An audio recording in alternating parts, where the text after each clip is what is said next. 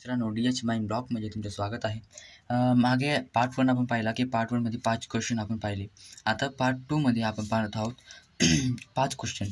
त्याच्यापैकी importance of communication in teamwork म्हणजे communication टीमवर्कमध्ये त्याची काय इम्पॉर्टन्स आहे ते आपण पाहू. पहिले कम्युनिकेशन काय असतं की एक्सचेंज इन्फॉर्मेशन म्हणजे आपण कम्युनिकेशन म्हणजे आपली जी आयडियाज किंवा इन्फॉर्मेशन आपल्याकडे ती समोरच्यापर्यंत पोहोचवणं यालाच कम्युनिकेशन म्हणतात. आणि बेटर कम्युनिकेशन त्यालाच म्हणतात जे आपण चांगल्या प्रमाणे आपलं जे म्हणणं आहे, आपलं जे अर्थ आहे तो समोरच्याला कळवू शकतो, म्हणजे त्यालाच कम्युनिकेशन म्हणतात. जसं की आपण आयडियाज फीडबॅक्स हे आपण एक्सचेंज करत असतो. नंतर हे टीम मेंबर्समध्ये हे चांगल्या प्रकारे एक्सचेंज होताना दिसतं. आपल्याला टीमवर्कमध्ये टीम मेंबर्समध्ये हे चांगल्या प्रकारे एक्सचेंज व्हायलाच पाहिजे. आणि ते व्हर्बल नॉन व्हर्बल पण राहू शकतं. म्हणजे व्हर्बल म्हणजेच फॉर्मल म्हणतो आपण त्याला, व्हर्बल नॉन व्हर्बल, ठीक आहे.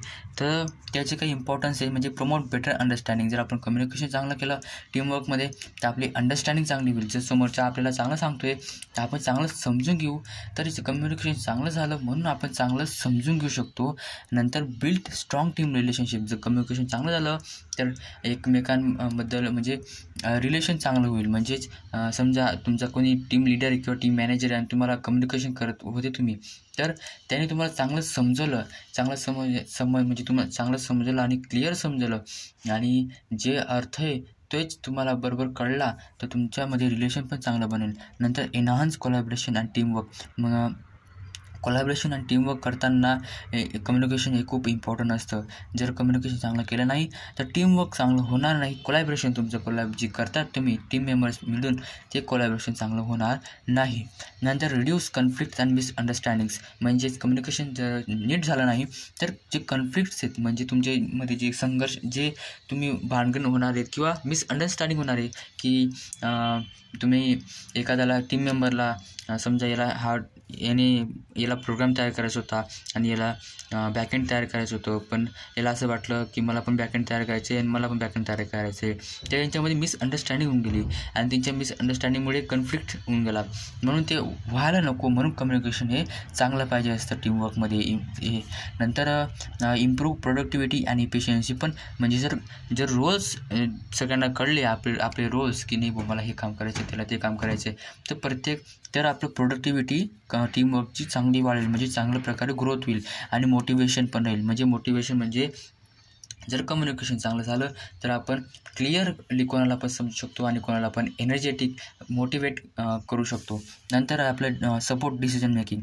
जर कम्युनिकेशन चांगलं झालं तर आपण एकमेकांना सपोर्ट करू शकतो डिसिजन मेकिंगला. म्हणजे सगळेजण त्यांचे डिसिजन सांगू शकतात आणि आपले जो प्रोजेक्ट आहे तो प्रोजेक्टला चांगली मदत होऊ शकते. नंतर आपलं 7वा पॉईंट जो की इम्पॉर्टन्स ऑफ टीमवर्क. म्हणजे टीमवर्कची इम्पॉर्टन्स काय आहेत. पहिले टीमवर्क काय आहे आपण ते समजून घेऊ. टीमवर्क म्हणजे अचीव कॉमन गोल. म्हणजे प्रत्येक मेंबर्स असतात, हे प्रत्येक मेंबर एका पर्टिक्युलर रोल्स रिस्पॉन्सिबिलिटीजवर काम करत असतात. त्यांना पर्टिक्युलर टास्क दिलेले असतात, असाइन केले गेलेले असतात आणि ते काम करत असतात. एक पर्टिक्युलर रिसोर्सेसवर एक पर्टिक्युलर टाईम डेडलाईन असते त्यांच्याकडे आणि ते काम करत असतात अचीव करण्यासाठी एक गोल. म्हणजे सगळ्यांचा एकच गोल असतो जो की काहीतरी ठराविक प्रमाणे असतो, पण एक गोल असतो. सगळेजण त्या गोलला अचीव करण्यासाठी प्रयत्न करत असतात. ते असतं टीमवर्क. नंतर त्याचे इम्पॉर्टन्स काय आहे की अचीव कॉमन गोल. टीमवर्कचा पहिला पॉईंट आहे म्हणजे टीमवर्क केल्यामुळे एक गोल आपल्याला अचीव होऊन जातो. नंतर एनहान्स प्रोडक्टिव्हिटी. जर एकत्रितपणे काम केलं तर आपली प्रोडक्टिव्हिटी चांगली होईल. म्हणजे लवकरात लवकर काम होईल आणि कमीत कमी वेळेत कमीत कमी रिसोर्सेसमध्ये काम होईल. नंतर एनकरेज ओरिएंटेड आणि इनोव्हेशन्स. म्हणजे इनोव्हेशन्स चांगले होतील. टीमवर्कमध्ये इनोव्हेशन चांगले होतील आणि इनोव्हेशन चांगले झाले, आयडियाज वेगळे मेंबर्सने आयडियाज चांगले दिले तर आपली प्रोडक्टिव्हिटी पण त्याच्यामुळे वाढेल. नंतर बिल्ड स्ट्रॉंगर रिलेशनशिप्स. म्हणजे आपली जी रिलेशनशिप्स ती टीमवर्कमुळे चांगली होते. म्हणजे समजा तुम्ही चांगलं काम करता टीमवर्कमध्ये आणि टीमवर्कमध्ये तुमच्या बॉससोबत किंवा तुमच्या टीम मेंबर्ससोबत तुमचं रिलेशनशिप चांगलं होईल. तुम्ही एकमेकांसोबत चांगलं वागाल, चांगलं बोलाल. नंतर डेव्हलप स्किल्स. तुम्ही म्हणजे टीमवर्कमध्ये तुम्ही तुमच्या स्वतःची पण स्किल डेव्हलप करू शकता. नंतर प्रोव्हाइड सपोर्ट अँड मोटिवेशन, तुम्ही टीमवर्कमध्ये सपोर्ट एकमेकांना सपोर्ट देऊ शकतात आणि मोटिवेट राहू शकतात. एक लीडर जो की प्रत्येकाला मोटिवेट करत असतो टीममध्ये. नंतर इम्प्रूव्ह डिसिजन मेकिंग, तुमचं डिसिजन मेकिंग पण चांगलं होईल. जसं आणि इथं कन्फ्यूज व्हायचं नाही, आपले इथं पण पॉईंट सारखे आहेत, नंतर बाकीचे पॉईंट इथं पण सारखे आहेत, बाकीचे पॉईंट वेगवेगळ्या प्रश्नामध्ये सारखे आहेत. म्हणून प्रश्नामध्ये कन्फ्यूज व्हायचं नाही, या पॉईंट्समध्ये कन्फ्यूज व्हायचं नाही. सारखे आहेत, बाकीचे पॉईंट सारखे आहेत आणि येतील, कारण हे एम्प्लॉयबिलिटी स्किल्स आहे. हे आपल्याला समजून घ्यायचं आहे, समजून उत्तरं लिहायची आहेत. नंतर आता पुढचा पॉईंट आपण बघू, तो आहे roles and responsibilities of working in team. म्हणजे टीममध्ये काम करताना प्रत्येकाचे काय काय काम असतात. रोल्स आणि रिस्पॉन्सिबिलिटीज म्हणजे प्रत्येकाला असाइन केले गेलेले टास्क, प्रत्येक मेंबरला असाइन केले गेलेले असतात टास्क, जेणेकरून तो तेच काम करेल, कुठल्याही दुसऱ्या काममध्ये तो डिस्ट्रॅक्ट होणार नाही आणि ते काम करून तो कॉमन गोलला, म्हणजे एक टीमचा जो गोल आहे त्या गोलला सपोर्ट करू शकेल, असाइन केले गेले असतात. जसं की आपण बघू शकतो इथं टीम मॅनेजर असतो. टीम मॅनेजर काय करत असतो, प्रत्येक पूर्ण टीमला गाईड करण्याचं काम करत असतो, की जो गोल आहे तो गोल अचीव होतो आहे का ते मॉनिटर करण्याचं काम करत असतो. नंतर असतो आपला प्रोजेक्ट मॅनेजर काय करतो की प्लॅनिंग अँड एक्झिक्युशन, म्हणजे तो सर्व प्लॅन करतो. जेवढे रिसोर्सेस आहेत, जेवढे मनी भेटलं आहे, जेवढा टाईम दिला आहे तेवढा टाईममध्ये कसं मॅनेज होईल, कसं प्लॅनिंग करता येईल आणि कसं एक्झिक्युशन करता येईल ते सगळं तो प्रोजेक्ट मॅनेजर हा पाहत असतो. नंतर आपला टीम मेंबर्स म्हणजे टीम मेंबर्स म्हणजे प्रत्येकाला एक स्पेशल टास्क असाइन करून दिले गेले असतात. आता आपण एक टीम मेंबर आहे. टीम मेंबर प्रत्येकाला वेगवेगळे टास्क असाइन केले गेले असतात आणि ते त्यांचे टास्क कंप्लीट करत असतात for the achieve a common goal. नंतर कम्युनिकेशन लीड म्हणजे जो की हे बघत असतो, हे एन्श्योर करत असतो की टीममध्ये सर्वजण क्लिअर बोलत आहेत आणि फ्रीली बोलत आहेत, जेणेकरून प्रत्येकजण त्यांचे आयडियाज, त्यांचे इन्फॉर्मेशन, थॉट्स ते फ्रीली मांडू शकतात, जेणेकरून आयडियाज इनोव्हेशन्स होऊ शकतो, हे तो बघण्याचं काम करत असतो.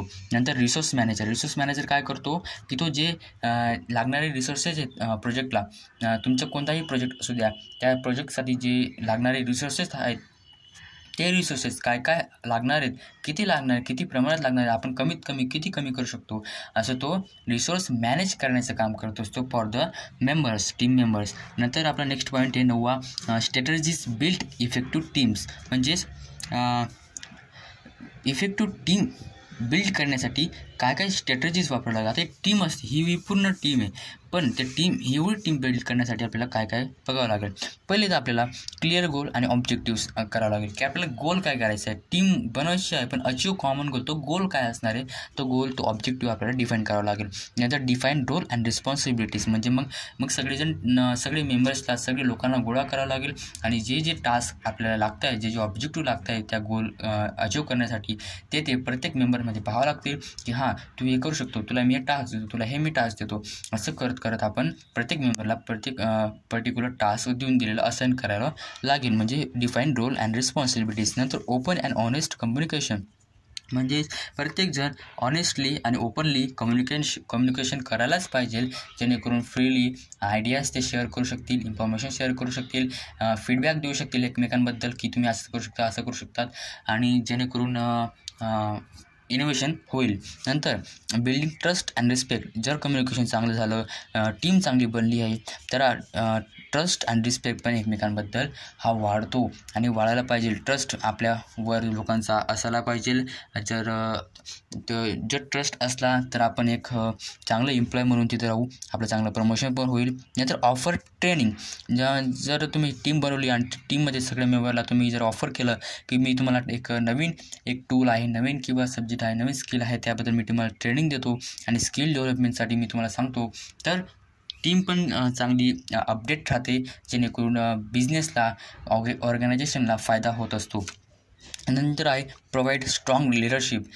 जर तुमच्या टीमला जर चांगली स्ट्रॉंग लिडरशिप भेटली नाही, चांगलं लिडरशिप काय करत असतं की एक डायरेक्शन देण्याचं काम करत असतं, की टीम नेमकी काय काम करते, कुठे काय काम करते, मॉनिटर करण्याचं काम करत असतं, गाईड करण्याचं काम करत असतं लीडर. तर तो टीम लीडर चांगला पाहिजे असतो. जर टीम लीडर चांगला राहिला नाही तर हे सर्व होणार नाही, म्हणून टीम लीडर चांगला निवडायचा. नंतर आपला लास्ट पॉईंट आहे role of personal skill in understanding business operation. म्हणजेच प्रश्न नीट समजून घ्यायचा. म्हणजेच बिझनेस ऑपरेशनमध्ये पर्सनल स्किलचे काय रोल आहेत. बिझनेस ऑपरेशनमध्ये पर्सनल स्किलचे काय रोल आहेत पहिले बघून घेऊ. पर्सनल स्किल्स काय असतं. पर्सनल स्किल्स हे आपलं सॉफ्ट स्किल आपण त्यांना म्हणू शकतो. नंतर ते जसं की communication, problem solving, time management, teamwork. म्हणजे ते आपलंच स्वतःचं आपल्यामध्ये काय स्किल आहेत ते असतं पर्सनल स्किलचे. मी तुम्हाला टाईप सांगितलं होता सेल्फ अवेअरनेस, पण आता इथं पर्सनल स्किल आपण पाहतो. पर्सनल स्किलचे बिझनेसमध्ये काय फायदे असतात किंवा काय रोल्स असतात. तर पहिला असतो पर्सनल स्किलचा की कम्युनिकेशन चांगलं पाहिजे.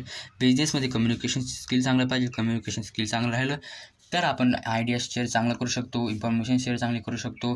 त्याच्यामुळे आपला ट्रस्ट पण चांगला राहील, नंतर रिलेशन चांगलं राहील आणि थॉट्स चांगले आपण एक्सचेंज करू शकतो. नंतर प्रॉब्लेम सॉल्विंग स्किल आपल्यामध्ये पाहिजे.